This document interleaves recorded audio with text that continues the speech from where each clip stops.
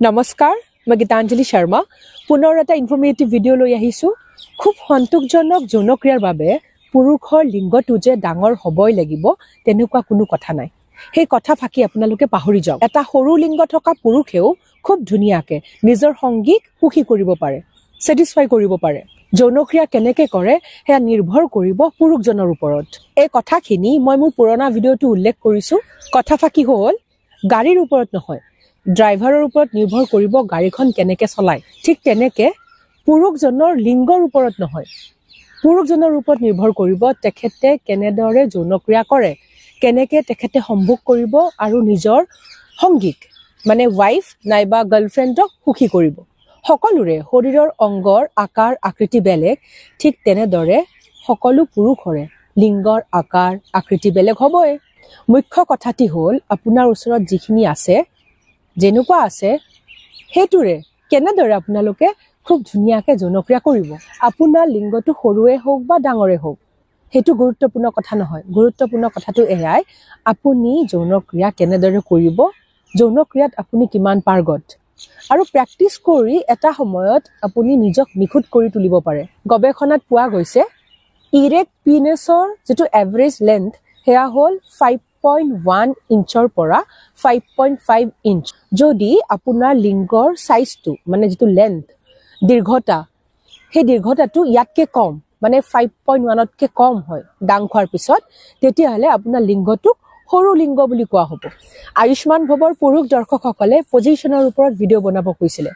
মানে জনক্ৰিয়া কৰাৰ সময়ত কোনটো পজিশন উৎকৃষ্ট তেখেতসকলৰ কাৰণে আজিৰ এই ভিডিঅ'টো সেই পুৰুষসকলৰ কাৰণে বনাইছো যিসকলে নিজৰ লিংগটোক সৰু বুলি ভাবে লিংগ সৰু হোৱা সত্ত্বেও বিছনাত সংগীক কেনেদৰে সুখী কৰিব আহক সেই বিষয়ে জানি লওঁ কেইটামান খুব ধুনীয়া খুব ইফেক্টিভ পজিশনৰ বিষয়ে আলোচনা কৰিম সৰু লিংগৰ পুৰুষৰ কাৰণে যেটো সবতকে উৎকৃষ্ট পজিশন হেতু হ'ল ডগি ষ্টাইলটোত পুৰুষজনে কমপ্লিটলি মহিলা গৰাকীৰ ভিতৰত সোমাই যাব পাৰে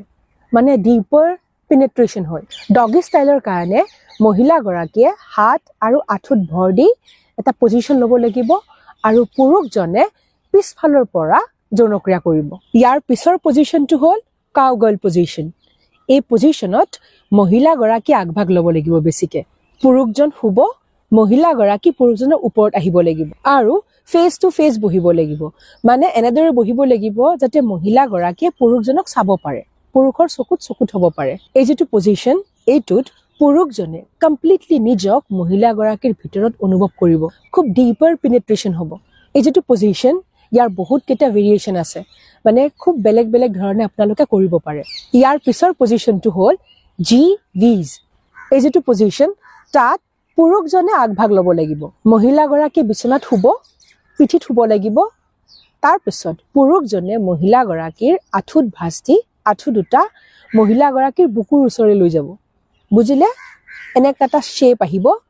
তাৰ পিছত ভৰি দুখন পুৰুষজনে কি কৰিব নিজৰ কান্ধত পেলাই ল'ব লাগিব তাৰ পিছত যেতিয়া মহিলা গৰাকীৰ সেই পজিশনটো ধুনীয়াকে বনি ল'ব পুৰুষজনে মহিলা গৰাকীৰ ভিজাইনাৰ ওচৰত আহি আঁঠু কাঢ়ি বহিব পাৰে নতুবা যেনেদৰে কমফৰ্টেবল তেনেদৰে বহিব পাৰে এইটোত ম্যাক্সিমাম পেনিট্ৰেশ্যন হয় ম্যাক্সিমাম পেনিট্ৰেশ্যন কেলে হয় জানে মানে জনিৰ ভিতৰত লিংগটো পুৰা সোমাই যায় কেলে জানে কাৰণ মহিলা গৰাকী টপি নেনেদৰে ওপৰত থাকিব ইয়াৰ পিছৰ পজিশনটো ফেস অফত পুৰুষজনে বিছনা চকী নাইবা সোফাত বহি ল'ব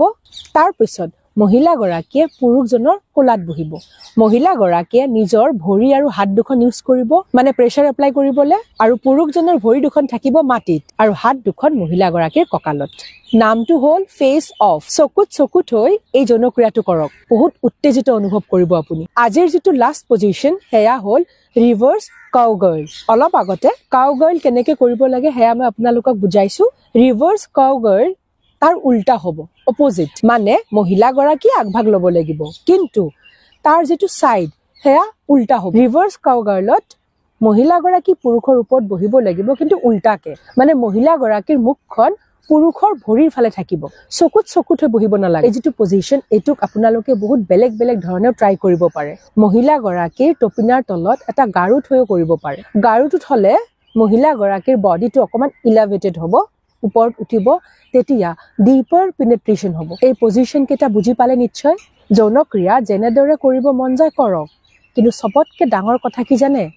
সংগীৰ সন্মতি থকাটো আপুনি যাৰ লগত যৌনক্ৰিয়া কৰিব ওলাইছে তেখেতৰ সন্মতি থকাটো অত্যন্ত জৰুৰী যি পজিশন আপুনি ট্ৰাই কৰিব বিচাৰে কৰিব পাৰে কিন্তু আপোনাৰ সংগীৰ সন্মতি লাগিব মৰম ভালপোৱা যৌনক্ৰিয়া এইবোৰ জবৰদস্তিকে কৰা বস্তু নহয় সম্পৰ্কবোৰত যৌনক্ৰিয়াই এটা খুব গুৰুত্বপূৰ্ণ ভূমিকা অৱলম্বন কৰে